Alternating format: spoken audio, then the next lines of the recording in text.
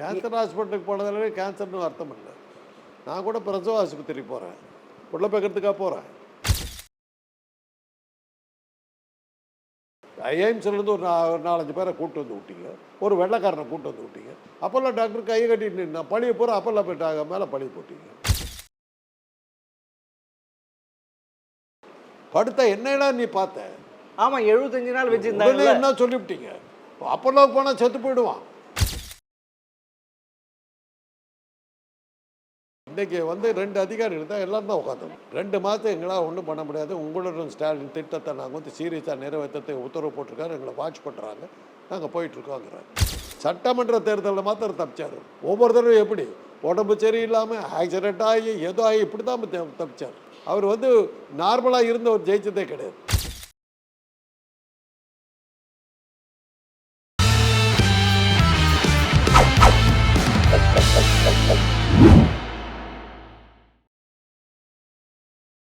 GeM TV நேயர்களுக்கு வணக்கம். அரசியல் ஆடுகளம் பகுதியில் அரசியல் விமர்சகர் டாக்டர் காந்தராஜ் அவர்கள் சந்திப்பு வணக்கம் சார். என்ன சார், தமிழக முதல்வர் அப்போலோ போய் பார்த்துட்டாரு.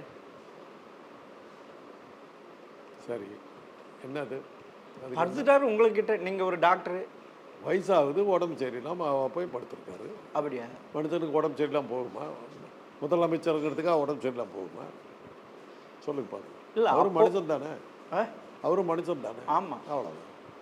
இல்லை, வர ரிப்போர்ட்டு பார்த்தா என்ன ரிப்போர்ட்டு? ஃபஸ்ட்டு தேனாம்பேட்டில் போயிட்டு கேன்சர் ஹாஸ்பிட்டலில் போயிட்டு ஏதோ டெஸ்ட் பண்ணியிருக்காங்க, இப்போ ஆஞ்சியோ பண்ணியிருக்காங்க. அப்படின்னா ப்ராப்ளம் பல சமயம். ஏன்னா அவர் பயங்கரமாக எக்ஸசைஸ் பாடி, சைக்கிள் ஓட்டி இங்கேருந்து மகாபலிபுரம் ஓடுவார், 21 கிலோமீட்டர் நடக்குவார். அப்படி இருக்க ஏன் இப்படி ஆச்சு? அப்படி எல்லாம் பண்ணால் கூட உடம்பு கெட்டு போகிறதுக்கு இதெல்லாம் ஒரு அடையாளம். அப்படி அவ்வளோதான். கேன்சர் ஹாஸ்பிட்டலுக்கு போனதாலே கேன்சர்னு அர்த்தம் இல்லை. நான் கூட பிரசவ ஆஸ்பத்திரி போகிறேன், உள்ள பேக்கிறதுக்காக போகிறேன். ஒரு செக்கப்புக்கு அங்கே சில இன்ஸ்ட்ருமெண்ட்ஸ் இருக்கும், அதுக்கு அங்கே போவோம். குறிப்பாக சொல்லணுன்னா ஹார்மோன் சம்மந்தமான பிரச்சனைகள் வந்ததுன்னா பெரிய பிரசவ ஆஸ்பத்திரிகளுக்கு போனீங்கன்னா அங்கே பெட்டராக பார்ப்பாங்க, நல்ல இன்ஸ்ட்ருமெண்ட்ஸ் இருக்கும். இப்போ இந்த அப்பல்லோவில் இருக்கிறத அப்பல்லோவினுடைய சப்சிடரி தான் அவர் போனது. ஆமாம், அதனுடைய கேன்சர் விங்குக்கு. ஆமாம் ஆமாம். இந்த வயசில் கேன்சருக்கான பாசிபிலிட்டி இருக்கலாம், ரூல் அவுட் பண்ணு பார்த்துடலாம், அவ்வளோதான். இல்லை, ஒரு சீஃப் மினிஸ்டருங்க நாளைக்கு என்ன சொல்லுவீங்க? ஒரு சீஃப் மினிஸ்டர் வந்தார், என்ன அப்பல்லோ ஹாஸ்பிட்டல் என்ன கிழிச்சது, இப்படி தானே ஜெயலலிதாவுக்கு சொல்லிவிட்டீங்க. அப்பல்லோ மேலே தானே படிய போட்டீங்க, அவங்கள வைத்தியம் பண்ண விட்டீங்களா நீங்கள்? அந்த அப்பல்லோ டாக்டருங்களை யாரை பார்க்க விட்டீங்க? ஐஎம்ஸ்லேருந்து ஒரு 4-5 பேரை கூப்பிட்டு வந்து விட்டீங்க, ஒரு வெள்ளைக்காரனை கூப்பிட்டு வந்து விட்டீங்க. அப்பல்லோ டாக்டர் கையை கட்டிட்டு நின்னா பழிய போகிற அப்பல்லோ போயிட்டாங்க மேலே பழிய போட்டீங்க. அதுலேருந்து தானே அவங்க பயத்துக்க ஆரம்பிச்சிட்டாங்க, அரசியல்வாதி பானாட்டாட்டாங்க. அதுக்கு முன்னாடி எம்ஜிஆர் படுத்தாருங்க, அண்ணா படுத்த போது இது கிடையாது. எம்ஜிஆர் அங்கே அவங்க க்ளீனாக சொல்லிட்டாங்க, சார் இதை நாங்கள் ட்ரீட் பண்ண முடியும், ஒன்று கிடக்க ஒன்று ஏதாவது ஆச்சுன்னு. ஆஃப்டர் ஆல் நாங்களும் மனிதர்கள் தான், எங்கள் கையை மீறி போச்சுன்னு வச்சுங்க, அவருக்கு இருக்கிற ரசிகர் பட்டாளம் மக்கள் ஆதரவு வந்து ஆஸ்பத்திரி நிரூபித்து கொடுத்துருவார், தயவுசெய்து கூட்டு போயிடுங்கட்டாங்க. அண்ணாவுக்கு அதே தான். ஜிஹெச்சில் நமக்கு பண்ண முடியாதுன்னு அனுப்பலை, ஏதோ ஒரு தப்பு நடந்து ஒரு வெளியில் ஒரு வதந்தி வந்துடுச்சு, ஹாஸ்பிட்டல் நிரூபித்து கொடுத்துருவாங்க. வேண்டாம் சார், கூட்டிகிட்டு போடுங்க, அமெரிக்காவை கூட்டு போயிடுங்க, இந்த பக்கத்துலேயே நியர்பை ஊரில் கூட கொண்டு போகாது, டெல்லி கில்லி கூட கொண்டு போய் ஊரை விட்டு கொண்டு அப்படி தான் கூட்டு போனாங்க. நம்மளால் முடியாதுன்னு போகல. இது எதை இப்போ ஜெயலலிதாவுக்கு வந்து அப்போல்ல வந்து அவ்வளோ அப்போஸ் பண்ணாங்க, முற்றுங்க எங்களை அப்படின்னாங்க, மிரட்டி தான் அங்கே வச்சாங்க. கடைசியில் என்னாச்சு, எல்லாம் சேர்ந்து அப்போல்ல பேரை குட்டிச்சோறாக்குனாங்க. இதுக்கு அவங்க அப்போல்லாம் பார்க்கவே இல்லை, அவங்க அந்த மேலே பார்க்கவே இல்லை. இல்லை, அவர் நிறைய ஒர்க் பார்க்கறதுனால அதே மாதிரி ஆச்சா? ஏன்னா எப்போ பார்த்தா எல்லாத்துக்கும் மேலே ஓடிட்டே இருக்கிறாரு. எல்லாத்துக்கும் மேலே அவருக்கு வயசு 70. இப்போ 70 வயோதிகம் வந்தாச்சுங்க. நீங்கள் மேக்கப் போட்டுக்கிட்டு நீங்கள் எங்கே காட்டிக்கலாம். எம்ஜிஆர் மேக்கப் போட்டு எங்கே தான் காட்டிக்கிட்டார், படுத்துக்கிட்டார் இல்லை. ஆமாம், அவர் செய்யாத எக்ஸசைஸா, அவருக்கு வராத டிசீஸா? அவர் டயபிட்டிஸில் வந்து அவருக்கு எவ்வளோ சொல்லி கேட்கல இல்லை. அவர் மருத்துவர்கள் எவ்வளோ அட்வைஸ் பண்ணாங்க. அவருடைய டாக்டர் பிஆர் சுப்பிரமணியம், டயபிட்டிஸ் இருக்குதுங்க, சர்க்கரை வியாதி இருக்குது, தயவுசெய்து மருந்து நான் எக்ஸசைஸில் சரி பண்ணிக்குவேன். இப்படி தான் நம்ம நாசம் பண்ணிட்டு செத்தார் அவர். காரணம் அதுதான், தனக்கு ஓவர் நம்பிக்கை. ஒரு வயோதிகத்தை நீங்கள் ஒன்று வச்சுங்க. நீங்கள் ரத்தன் டாட்டா என்ன சொன்னார் தெரியுமா? உன்கிட்ட பெரிய கோடீஸ்வரனா இருக்கலாம்ப்பா, உடம்ப கவனி. நீ என்ன காசு வச்சுருந்தாலும் உடம்பு கை விட்டுச்சுன்னா நீ காலி அப்படின்னாரு. கடைசியாக உடம்பு சரியில்லாம படுத்த போகுது. இல்லை, அதுவும் அவருடைய அண்ணன் முக்கா முத்து இறந்தப்ப அவர் எதுவுமே சாப்பிடப்ப எதுவும் இல்லை, அவரை பார்த்து மனசுல ஏதாவது இது ஆயிடுச்சா? ஏன்னா மூக்காமுத்து அவருடைய ஜெனரேஷனை சேர்ந்தவர். ஆனா மதர் வேற அதுக்கு இல்ல, முன்னாடி அப்பாவுடைய டீன் இருக்கும். இல்லை அப்போ அது எதுவாக இருந்தாலும் அண்ணன் தம்பி எங்க செட்டு சாக ஆரம்பிச்சிடுச்சு. ஆமா சார். இதுவரைலாம் மாறன் இறந்தார். மாறன் வந்து சீனியர். ஆமா, என்னுடைய ஜெனரேஷன் இல்லை, நாங்கள் அண்ணன் தம்பி எங்கள் குடும்பத்தில் சாவு வந்துருச்சு.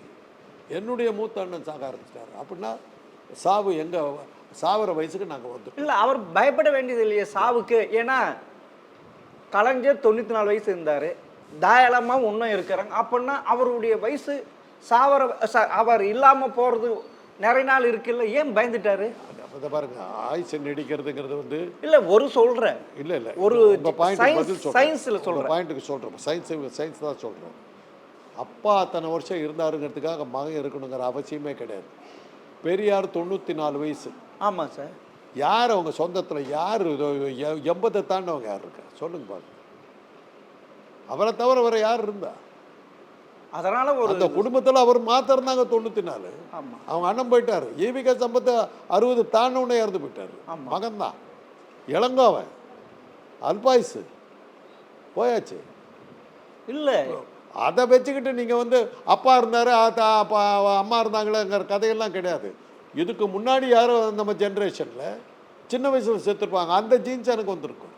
உதாரணத்துக்கு சொல்ல, என்னுடைய இதை எடுத்துக்கிட்டிங்கன்னா, என்னுடைய பாட்டி இறக்கும்போது 92 வயசு, என்னுடைய தாத்தா 40 வயசில் இறந்து, எங்கள் அப்பாவுக்கு 16 வயசு. அம்மா கிட்டேருந்து உங்களுக்கு ஜீன் வந்து அதே அப்பா பாட்டி கிட்டேருந்து வரல. அப்பா DNA இல்லை அப்பாவுடைய அம்மா ஜீன்ஸ் வந்துருச்சு. ஆமா, அப்பாவுடைய அப்பா ஜீன்ஸாக இருந்தால் எனக்கு அல்பாயுசில் போயிட்டு இருக்கோம். ஆமா. இதில் என்ன வேடிக்கைன்னா, எங்கள் அப்பாவோட சேர்ந்து 2 சித்தப்பாக்கள் 3 பேர். அவங்க 3 பேரும் 60 தாண்டல. அந்த 2 பேரும். எங்கள் அப்பா மாத்திரம் 90.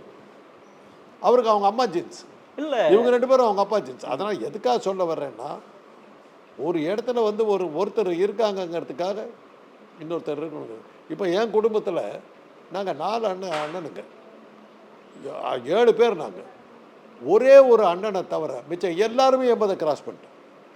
80 கிராஸ். அல்ல அம்மாவுடைய ஜீன், அப்பாவுடைய ஜீன்ஸ், அப்பாவுடைய ஜீன். அப்பா அப்படியே எல்லாரும் 80 கிராஸ் பண்ணோம். 6 பேர் 80 கிராஸ் பண்ணிட்டோம். அதில் என்னன்னா, அல்பாயுசில் போயிடுவான்னு எதிர்பார்த்து இந்த காந்தராஜ் மாத்திரம் இருந்துக்கிட்டே இருக்கான். போகிற போக்கு பார்த்தா நான் அடுத்த வருஷம் என்னுடைய ஆயுசை வந்து சித்தர்குப்தா நல்லா எழுதி வச்சிருக்காரு உங்கள் மண்டையில். ஆனால் என்னுடைய ஜாதகம் இருக்குது, ஓலைச்சோடியில் இருக்கும். 63 வயசு தான் போட்டிருக்கு. அப்படி இப்போ 20 வருஷம் எக்ஸ்ட்ராவாக ஓடிக்கிட்டு இருக்கு. இல்லை, எனக்கு ஒரு சந்தேகம். மூக்கா முத்துவை அவங்க அப்பா சரியாக வளர்க்கலன்ட்டு அதே மாதிரி ஆகிப்போச்சு இதுன்ட்டு. அதேமாரி தம் பையன் உதயநிதியை நம்ம நாஸ்தி பண்ணிட்டோம்ட்டு ஒரு கவலை வந்துடுச்சா? இருக்கலாம், அது அவங்கள கேட்டால் தான் தெரியும். இல்லை இல்லை, நான் எதுக்கு தெரியுமா, மூக்கா முத்து விருப்பம் இல்லாத நடிப்பு அது இதுன்னு சொல்லி வந்து ஈர்த்து வந்து விட்டார் கருணாநிதி. அதே மாதிரி உதயநிதிக்கும் சினிமா மேலே ஆசை இருந்து, ஆனால் அரசியலுக்கு வர்றதுக்கு ஆசை இல்லை.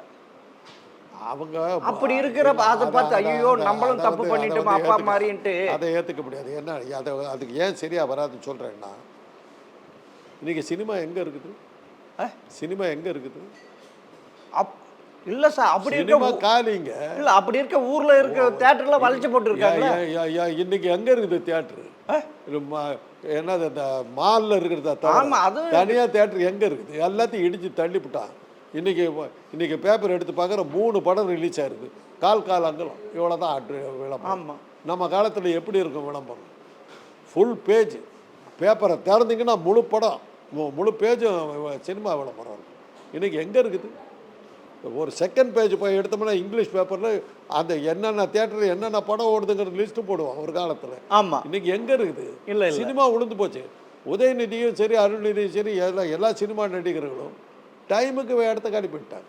சரி, அப்பா இப்படி ஒரு ஸ்ட்ரெஸ்ஸில் இருக்கிறாரு. இது இருக்கிற அவருக்கு துணையாக தான் துணை முதல்வர் பதவி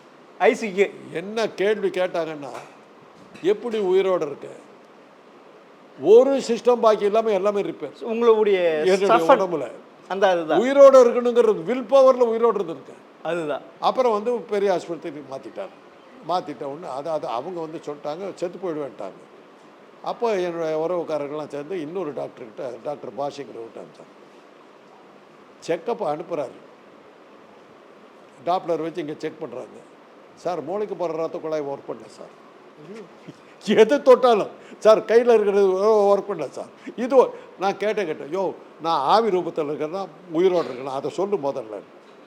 இந்த அளவுக்கு போச்சு. அதுக்கப்புறம் என் மகனை கூப்பிட்டு அவர் சொல்கிறாரு, டாக்டர் பாஷி பைபாஸ் பண்ணி ஆகணும், எல்லா பிளட் வெசலும் டேமேஜ், எல்லா பிளட் வெசல் ட்ரை பண்ணுறேன், முயற்சிக்கிறேன், பொழைச்சிக்கிட்டு அவரை கூட்டிகிட்டு போ, இல்லாட்டி பாடி எடுத்துகிட்டு போ, ஓகேன்னா சொல்லுன்னு. நான் உடனே நம்ம தான் வாயை மூடிட்டு இருந்தால் அப்புறம் காந்தராஜுக்கு அர்த்தம் என்ன, 1000 விளக்கங்கள் ஆரம்பிச்சு வாயை மூடு. நான் என் பையன் அவர் சொல்கிறதுக்கு உன் வேலையை பார், நாங்கள் எடுக்கிற முடிவு கட்டுப்படுறது. 75 வயசு ஆகிப்போச்சு, அதெல்லாம் பேசாத பண்ணாங்க. 7 வருஷம் ஆச்சு, உயிரோடு இருக்கு. இல்லை என்ன சொல்ல வர்றேன்னா, ஆன்ஜியோ பண்ண முடியாத அளவில் இருக்கிறேன் நான். பிளட் வெசலில் அந்த அந்த அந்த டியூப்பை விட்டிங்கன்னா செத்து போயிடுவேன். அந்த அந்த ஹாஸ்பிட்டலில் அவர் பாவம் மதன்ற டாக்டரு, சார் பண்ண முடியாது, பண்ணுறீங்களா இல்லையா? என் சாவை தேடி அவ்வளோ வேகமாக போகிறேன் நான். உயிரோடு இருக்கணும்னு தலையெழுத்து இருக்குது. அதனால தான் இப்போ அவர் போயிருக்காரு, ஒரு முதலமைச்சர் எல்லாம் செக்கப் பண்ணணும். இப்போ எம்ஜிஆர் வந்து படுத்த போது டயபிட்டிஸில் ப்ராப்ளத்தில் வந்து படுக்கிறாரு. கொஞ்சம் ஒரு ஒழுங்காக நம்ம பார்த்துருந்தோம்னா அவர் குரல் போயிருக்காரு, பேச முடியாமல் போச்சு இல்லை, அது போயிருக்காது, கிட்னி டேமேஜ் வந்திருக்காது. இவங்க பயந்துக்கிட்டாங்க, டிலே பண்ணாங்க. டிலே பண்ணதில் கிட்னி 2 டேமேஜ் ஆகிடுச்சு. அந்த மாதிரி எந்த பிரச்சனையும் வரக்கூடாதுங்கிறதுக்கு தான் விஐபி எல்லாம் வந்தால் உடனே அதை ரூல் அவுட் பண்ணிடுவாங்க. நாளைக்கு நீங்கள் அவர் தான் இப்போ ஜெயலலிதா மேலே என்ன படிய போட்டீங்க? படுத்த என்னடா நீ பார்த்த? ஆமாம், 75 நாள் வச்சுருந்தாங்க. என்ன சொல்லிவிட்டீங்க? அப்போல்லாம் போனால் செத்து போயிடுவான். மரியாதையை போச்சு இல்லை, மான மரியாதையை போச்சு இல்லை, உலகம் போலாது இருந்து பேசிட்டு வர்றான். ஒரு ஜெயலலிதாவோட அந்த மரியாதையை போச்சு இல்லை. அதுக்கு பயந்து தான் திரு கருணாநிதி காவேரி ஹாஸ்பிட்டலுக்கு போனாரு. காவேரி அதுக்கு தான் இன்னும் அப்போலோ ராசி இல்லாத ஹாஸ்பிட்டல் இவர் மாத்திரம் எப்படி போனாரு? அப்போலோவுக்கு போனது அது காரணம் இல்லை. காவேரி வந்து அவங்களுடைய ஹாஸ்பிட்டல், அதனால போனாரா? கலாநிதி மாறனுடைய ஹாஸ்பிட்டல். அப்பனா இவரும் போயிருக்கலாமே. அங்க ஒரு சென்டிமெண்ட் ஒன்று வரும் தெரியுமில்ல? ஆமா, அங்க போய் தான் அவர் இறந்தார். ஓ, அதனால அந்த சென்டிமெண்ட்ல இங்க வந்துட்டாரு. இப்போ ஏன்னா இங்க ஜெயலலிதா இன்னொரு ஒரு எக்ஸாம்பிள் ஒன்று சொல்கிறேன் கேளுங்க. என்னோட ஒரு சின்ன எக்ஸாம்பிள். அண்ணாவுக்கு உடம்பு சரியில்லாமல் போன போது அண்ணாவோட 2 பேர் போகணும்னு முடிவு எடுத்தாங்க. எல்லாரும் சேர்ந்து முடிவு எடுத்தது ராஜாராம் கூட போகட்டும். ஏன்னா பெரியார் கூட போனவர்கள். பெரியார் வந்து பர்மாவுக்கெல்லாம் போன போது ராஜாராம் கூட இருந்தால் தான் உதவியாகவும் இருப்பான், டாக்டர் மாதிரி ஹெல்ப்பும் பண்ணுவான். ஏன்னா பெரியார் கூட போகும்போது அவருக்கு யூரினரி இன்ஃபெக்ஷன் போது யூரின் பாட்டில்லாம் வச்சு எங்கள் அண்ணா அவருக்கு ஒரு நர்ஸ் மாதிரி. அதுதான் பெரியார் சொன்னதில் தன்னுடைய ஸ்டேட்டஸ். அண்ணாவுக்கு காலில் ஷூ மாட்ட முடியல அமெரிக்காவில் இருக்கும்போது. எங்கள் அண்ணன் வந்து அந்த ஷூவை மாட்டி போடுறாரு. அண்ணா அழுவ ஆரம்பிச்சிட்டார். அவர் கையில் தண்ணி உழுவுது. எப்படி பார்க்குறாரு, அழுதுகிட்டு இருக்காரு. ஏங்க நான் என்ன பண்ணிட்டேங்க, எவ்வளோ பெரிய எடுத்து பையன் ஷூ போடுறேன், அந்த அளவுக்கு எங்கள் அண்ணன் இருந்தார். அதனால தான் அண்ணாவுக்கு உடம்பு சரியில்லாத போது கலைஞர்லேருந்து அத்தனை பேர் யூனிஃபார்மாக ராஜாராம் கூட போட்டுருந்தாங்க. ஏதோ காரணத்துக்காக செடியையும் சேர்த்துனாங்க. 2 பேரும் சேர்ந்து கூட போனாங்க. போனால் அண்ணா இறந்துட்டார். சென்டிமெண்ட். எம்ஜிஆர் உடம்பு சரியில்லாமல் படுத்த போது ராஜாராம் போட்டுங்கிறது தான் ஃபஸ்ட்டு சாய்ஸு. உடனே என்ன சொன்னாங்க, அண்ணா கூட போனார், இறந்து போயிட்டார். சென்டிமெண்ட் வேண்டாம். இதெல்லாம் இருக்கும். சரி, நீங்கள் 1000 பகுத்தறிவு பேசினாலும் இதெல்லாம் வரும்போது அதெல்லாம் மறந்துடும். அதெல்லாம் சார் இப்போ வந்து இவ்வளோ இருக்கிறப்ப திரு ஸ்டாலின் அவர்கள் முன்ன போல 20 கிலோமீட்டரு ரோட் ஷோலாம் பண்ண முடியுமா? ஏன் முடியாது? அதுக்காக தானே இப்போ பார்த்துக்கிறாரு. இப்போ செக்கப் பண்ணுறாங்க. செக்கப் பண்ணி பார்த்துக்கிட்டு வராங்க. ஒன்றுமே இல்லைன்னு வந்துக்கிட்டே இருக்குது. ஆஞ்சியோ பண்ணாங்க, ஆஞ்சியோ இஸ் நார்மல், ஒன்றுமே இல்லை. அது இது கேன்சர் இன்ஸ்டியூட் போனால் ஒன்றுமே இல்லை. இப்போ அவருக்கு தெம்பு வந்துடுது. ஒன்றுமே இல்லை. அதுவே வந்து உங்களுக்கு வந்து ஒரு பூஸ்ட், ஒரு செல்ஃப் கான்ஃபிடென்ஸ். நம்மளுக்கு ஏதோ டிசீஸ் இருந்துச்சு, ஒன்றுமே இல்லை, செக் பண்ணி பார்த்தாச்சு, அப்சல்யூட் ப்ரூஃப் கையில் இருக்குது. உங்களுக்கு ஆரோக்கியத்துக்கு அத்தாச்சு கொடுத்தாச்சு. ஒரு வேளை டிசீஸ் இருந்து கண்டுபிடிக்காமல் விட்டுருந்தா கூட டாக்டர் தான் சொல்லியிருக்காரு, தைரியம் வரும். ஆக இந்த அடுத்த வர்ற இன்னும் 6 மாதத்தில் வர்ற தேர்தலுக்கு அவர் உடம்பு நல்ல தெம்பா இன்னும் ஓடி விளையாட போறாரு, விளையாடலாம், பூந்து விளையாட போறாரு. ஆமாம். அப்ப இல்லை இப்போ வந்து முத்து இறந்ததுனால தன் பையன் மேல அது ஒரு இது வந்தது, அது நிச்சயமா இருக்கும். அதான் நான் சொன்னேனே, நம்ம வயசை சேர்ந்த நான் என்னுடைய அண்ணன் இறக்குறாருன்னா நம்ம சாவு நம்ம ஜெனரேஷனுக்கு வந்துடுச்சு. அடுத்தது யார் நம்ம குடும்பத்தில்? இதெல்லாம் வரும் இல்லை, சந்தேகம் வரும் இல்லை. இல்லை அவங்க அம்மா வேற இல்ல, அம்மாவே ஸ்டாலினுடைய அம்மா வேற இல்ல. அம்மாவை வச்சுக்கிட்டு நீங்க அம்மா அதெல்லாம் நம்பிட்டு உயிரோடு இருக்காரு இல்ல. கலைஞர் 94 வயசு, விளக்கமே அதைத்தான் நான் சொல்றேன். தயாளம்மா 80 வயசு மேல இருக்காங்க. அதைத்தான் நான் சொல்றேன். ஆமா, தயாளமாவுக்கு 90 வந்துருச்சு. ஆமா, அதுக்கு மேல இருக்காங்கல்ல. அதைத்தான் நான் முதல்லயே சொல்ல வந்தேன். அதை வச்சுக்கிட்டு நீங்க சொல்ல முடியாதுன்னு, அதை வச்சுக்கிட்டு நீங்க சொல்ல முடியாது. இல்ல, பயப்பட வேண்டியது இல்ல. அப்பா வந்து 90 ஆயுசு கெட்டின்ட்டு ஒரு நம்பிக்கை தான். நீ தானே சொல்றேன்னு, அதாவது அதெல்லாம் வரப்ப பகுத்தறிவு மறைஞ்சு போயிடுது. நீங்க சொன்ன இது பிரகாரம், ஜெனட்டிக் இது பிரகாரம் அவருக்கு நீண்ட ஆயுளுக்கு நிச்சயமான வாய்ப்பு இருக்கு. அவங்க அத்தைகளும் உயிரோடு ரொம்ப வருஷம் தான் இருந்தாங்க. அதே சமயத்தில் மாறன் இருக்குல்லையே, அதே ஜீன்ஸ் தானே. மாறன் போயிட்டார்ல, 70 வயசுக்கு முன்னாடி போயிட்டார்.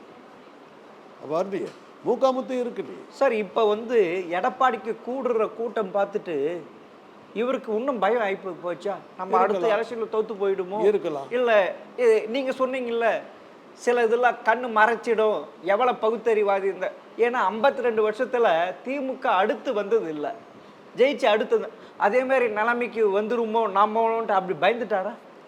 67 ஜெயிச்ச திமுக 71 ஜெயிச்சது, அத்தோட முடிஞ்சு போச்சு சார். அதுக்கப்புறம் திருப்பி வந்தார். 80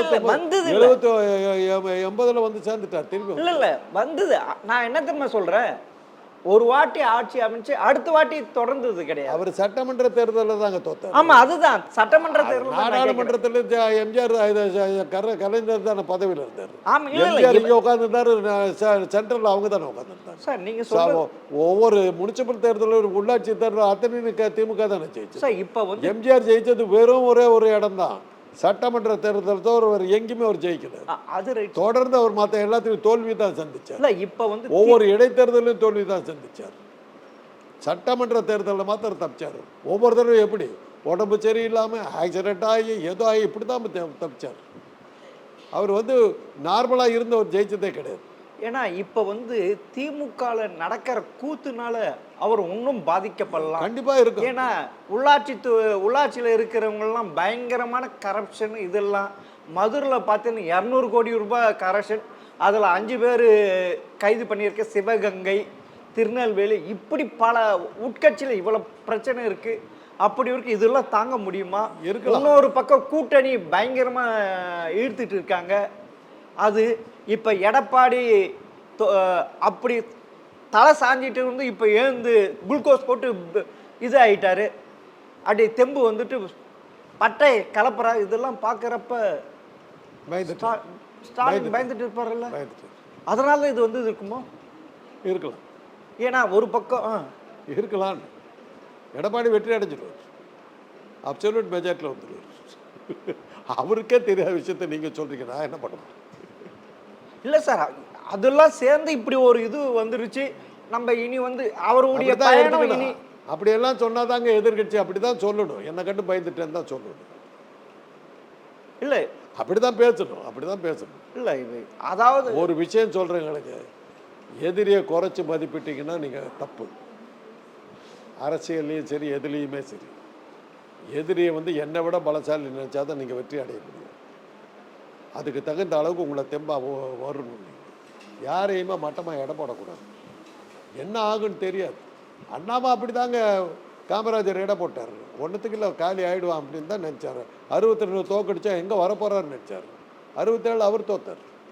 அந்த அலட்சியம்தான், அந்த அலட்சியம்தான் எதிரியை குறைச்சி மதிப்பிட்டார். காலியா. அதுக்கப்புறம் அவரால் வரவே முடியல. இல்லை இப்போ அதே மாதிரி தான் நினச்சிட்டு இருந்தார் திரு ஸ்டாலின் அவர்கள், நாங்கள் 200 தொகுதிக்கு ஜெயிச்சிடுவோன்ட்டு. இப்போ வந்து எடப்பாடி பிரச்சாரத்துக்கு போன உடனே கூட்டம் சேர்ந்த உடனே அப்படியே ஷாக் ஆயிட்டாரா?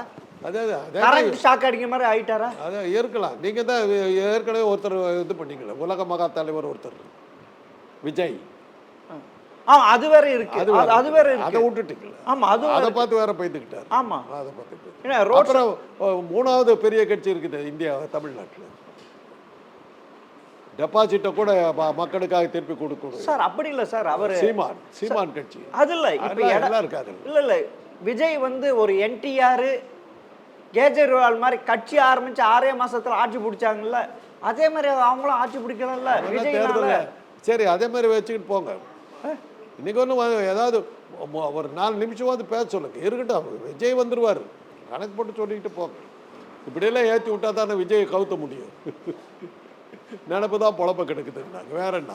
பாவம் அந்த ஆள் ஏதோ ஒரு படத்திலாம் நடித்து 150 கோடின்னு ஜாலியாக உல்லாச வாழ்க்கையெல்லாம் வாழ்ந்துக்கிட்டு ஒரு ஆளை மிரட்டி அரசியலுக்கு கூப்பிட்டு வந்து அவருக்கு அரசியலுக்கு வர முடியாமல், வீட்லேயும் இருக்க முடியாமல், சினிமாவுக்கும் போக முடியாமல் தடுமாறிட்டு இருக்காரு.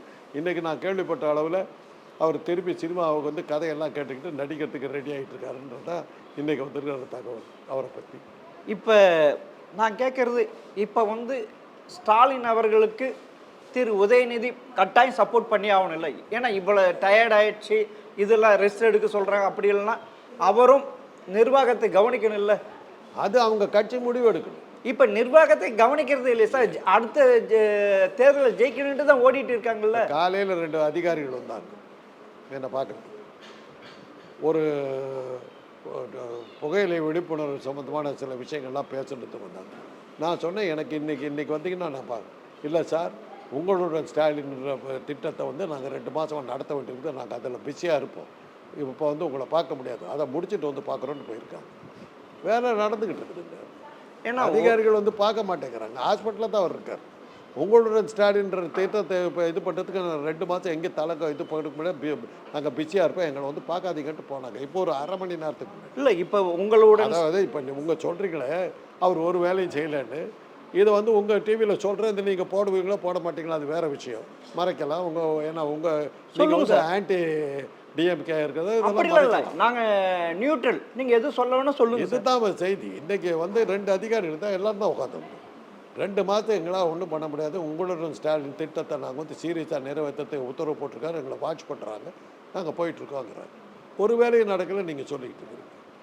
இல்லை இல்லை, கட்சி அப்படிதான். உங்களோட ஸ்டாலின் அதெல்லாம் சார் அவங்க டிபார்ட்மெண்ட்டில் மனு வாங்கி அது கொடுக்க வேண்டியது, அந்த உத்தரவு தாங்க போட முடியும். தளபதிங்கிறவன் அந்த இடத்துல வந்து அவன் வந்து பேரிங் வச்சுக்கிட்டு இருக்கான், அந்த இடத்துல போராட்டத்தை நடத்து, அங்கே அவன் தான் பவர்ஃபுல்லாக இருக்கான், முதல்ல அங்கே அடிப்பான்.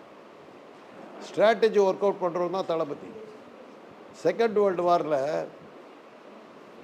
பேட்டன்ற ஒரு தளபதி, அமெரிக்கன் தளபதி, அவன் தான் ஹிட்லரை வீழ்த்தியதற்கு முக்கிய காரணம் அவன் தான். ஹிட்லருக்கு சொல்கிறாங்க, பேட்டன் வந்து கொஞ்சம் வரலாறு படிக்கிறதுல இன்ட்ரெஸ்ட் உள்ளவன். அது சம்மந்தமான இடங்களுக்கெல்லாம் போகிறது, அந்த ஹிஸ்டாரிக்கல் பிளேசஸுக்கெல்லாம் போகிறதுல நாட்டம் காட்டும், அதை பாதுகாக்கணுங்கிறத நாட்டம் காட்டுற வீக்னஸ் அவனுக்கு உண்டு. ஹிட்லர்கிட்ட சொல்கிறாங்க, அவன் இத்தாலிக்கிட்ட வர்றான் படையெடுத்துக்கிட்டு, அவன் இத்தாலியை இது பண்ணுறதை விட அவன் சிசிலிக்கு போவான் அப்படிங்கிறாங்க. சிசிலி வந்து வரலாற்று புகழ்மிக்க பிரதேசம். அவன் அதை பாதுகாக்கிறதுக்கு போவான ஒழிய ரோமுக்கு வரதை விட அங்கே தான் போவான்னு அவனை ஹிட்லருக்கு சொல்கிறாங்க. ஹிட்லர் 1000 காரணம் சொல்கிறான், ரோம் அதை விட பெருசு அப்படின்றான். ரோமை பாதுகாக்கிறதுக்கு ஹிட்லர் போகிறான், அவன் சிசிலிக்கு தான் போகிறான். தோற்றதுக்கு அது ஒரு காரணம், ஸ்ட்ராட்டஜி ஒர்க் அவுட் பண்ணுறது. தளபதி சொல்கிறான், தலைவன் கேட்குது.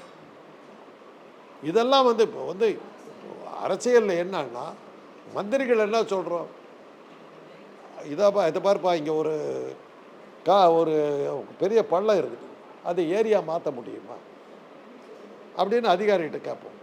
அதிகாரி என்ன சொல்லுவாங்க, நான் உங்களுக்கு இருக்கிற அனுபவம் படிப்பு கிடிப்பெல்லாம் வச்சுக்கிட்டு மாற்றலாங்க, இல்லைங்க இதெல்லாம் இப்படி மாற்றினீங்கன்னா இந்த ப்ராப்ளம் வரும், இதெல்லாம் சொல்லி வேணுமா வேணாமாங்கிறத அவங்க சொல்லுவாங்க. சொல்கிறது ரைட்டாகவும் இருக்கலாம், தப்பாகவும் இருக்கும்.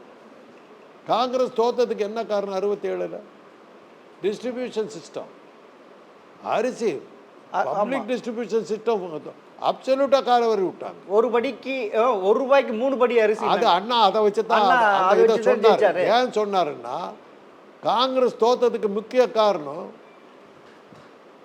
ரேஷன் கடை இருக்குதுங்க. இங்கே 10 அடியில் வந்து இன்னொரு இடம் இருக்குது. ரேஷன் கடையில் ரைஸ் நோ ஸ்டாக், 10 அடியில் பிளாட்ஃபார்மில் போட்டு ரைஸ் விற்றுக்கிட்டு இருக்காங்க.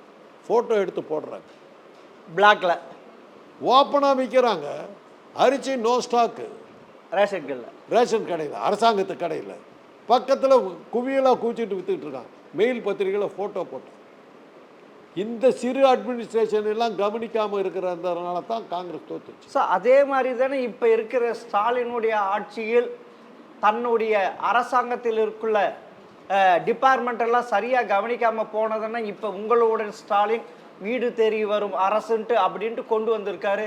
ஆமாம், அப்போதான் இந்த 4.5 வருஷத்துல வீணா போயிட்டாரு. இல்லை வீணா செய்து அந்த காங்கிரஸ் விழுந்ததை மைண்டில் வச்சுக்கிட்டு தான் நீ வர்றதை விட நானே போகிறேன்னு போகிறார். அவரே வீட்டுகளுக்கு போகிறார்.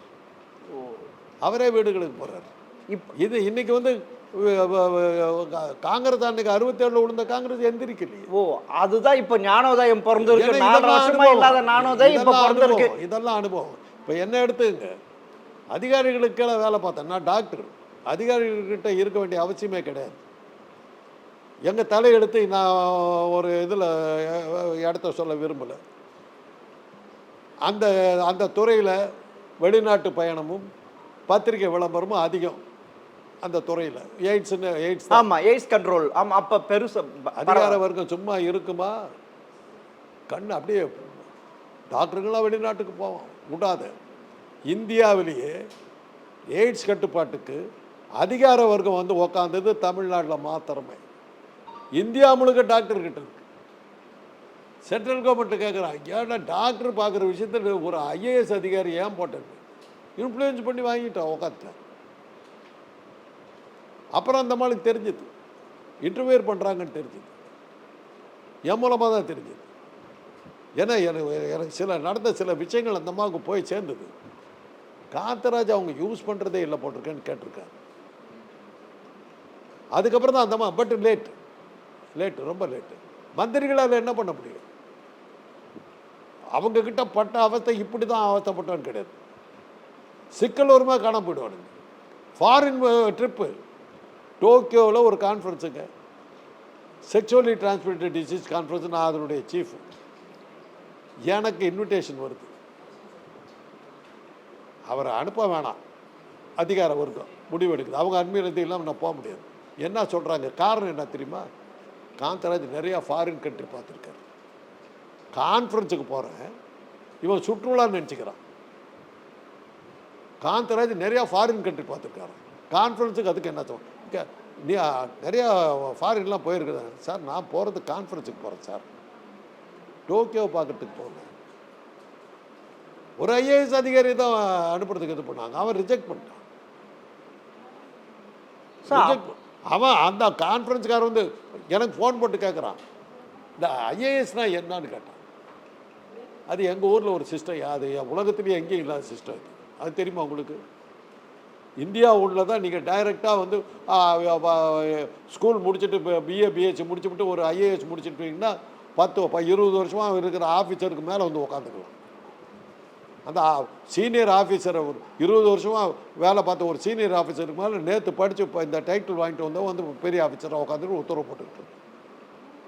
இந்த கூத்து இந்த ஒரு இடத்துல தான். இந்த இப்பயும் இந்த திமுக ஆட்சி, ஸ்டாலின் ஆட்சி, அதிகாரம் வர்க்கம் தானே இந்த கவர்மெண்ட் ரன் பண்ணுது. போலீஸ் துறையும் அதுதான் இது பண்ண. அதே மாதிரி அப்படின்னா 91 96 ஜெயலலிதா ஆட்சி நடைபெற்ற மாதிரி இப்போ நடைபெறுது. அப்போனா 2006 ஜெயலலிதா மாதிரி ஸ்டாலின் தோத்து விடுவாங்கன்றீங்களா? ஆமாம், அப்படி நடந்தா ஜெயலலிதா கதி தான் நடக்கும். அது அந்த கதி தான் நடக்கும். யாருக்குமே தான் உண்டு. உங்களை கவுத்துறதே யாரு? காமராஜரை கவுத்துறது யாரு? அதிகாரிகள். அதே மாதிரி இப்போ நீங்கள் அதிகாரி கிட்ட சரியா இல்லைன்னா 10 நிமிஷத்தில் உங்களை அட்ரஸ் இல்லாமல் காலி பண்ணும். சார் நீங்கள் நான் இப்போ ஒன்று என்ன தெரியுமா தெரிஞ்சுக்கிட்டேன். 2026 சட்டமன்ற தேர்தலில் ஸ்டாலினுக்கு மிகப்பெரிய கண்டம் இருக்கிறது. அது அரசாங்க அதிகாரிகளால் அவர் தோற்று போவதற்கு வாய்ப்பு இருக்குன்றீங்க. பார்க்கலாம் சார், பொறுத்து பார்க்கலாம். ஜெம் டிவிக்காகவும் பொன்னான நேரத்தை வைக்கும் மிக்க நன்றி சார்.